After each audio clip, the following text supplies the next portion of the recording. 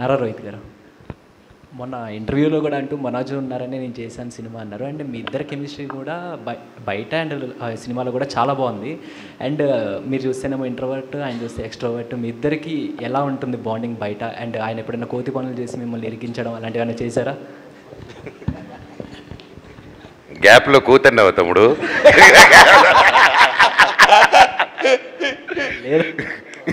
Come to my room.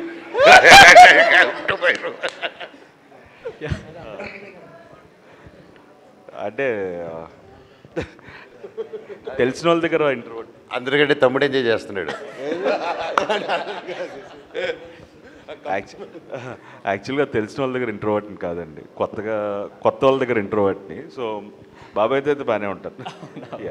Okay అండి. And ఎప్పుడైనా ఇరికించారా పోనీ? లేదండి, ఇంకా లేదా? ఇంకా లేదు. డైరెక్టర్ విజయ్. యా భయ్యా.